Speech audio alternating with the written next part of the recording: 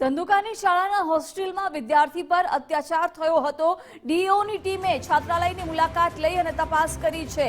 ડીઓની ટીમે ઘટના અંગે છાત્રાલયના સત્તાધીશોના પણ નિવેદન લીધા છે। અમદાવાદ ગ્રામ્ય ડીઈઓ કૃપા ઝાનું ઘટના અંગે નિવેદન કહ્યું। 15 દિવસ પહેલા ઘટના બની છે।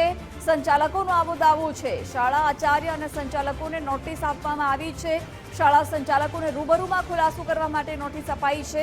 અત્યાર સુધીની કાર્યવાહીની વિગતો સાથે હાજર રહેવાનો આદેશ આપવામાં આવ્યો છે।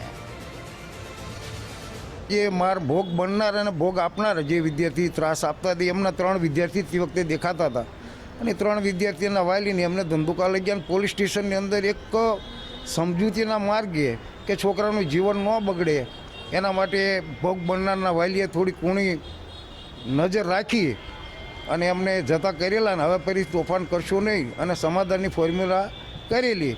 ત્યાર પછી આવું સમાધાન થઈ ગયું એટલે આ છોકરાઓએ પાસે જે અંદર વિડીયો બનાવેલો હતો એ વિડીયો જાહેર કર્યો અને એ વિડીયો એટલો બધો ખતરનાક છે તે આપણે જોવાલાયક નથી અને આપણે જરૂર જોઈએ એવું છે।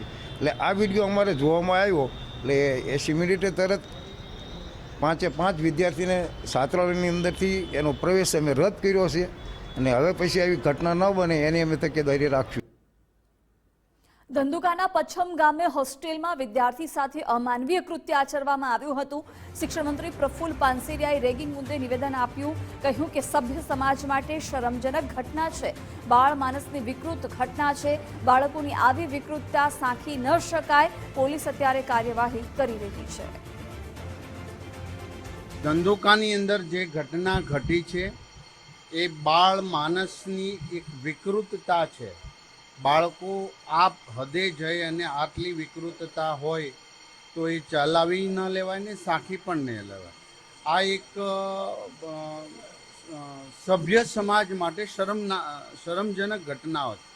એ માટે પોલીસ અત્યારે સંપૂર્ણપણે તપાસ કરી રહી છે, કાર્યવાહી કરી રહી છે। તમામ બાળકો 18 વર્ષથી નીચેના છે, પરંતુ 18 વર્ષની નીચેની બાળકો પણ જો આવું કૃત્ય કરતા હોય તો ખૂબ શરમજનક ઘટના છે। આ બાબતમાં દરેક હોસ્ટેલો કે શાળાઓની અંદર પણ જાગૃતતા લાવવાનો પ્રયાસ કરીશું।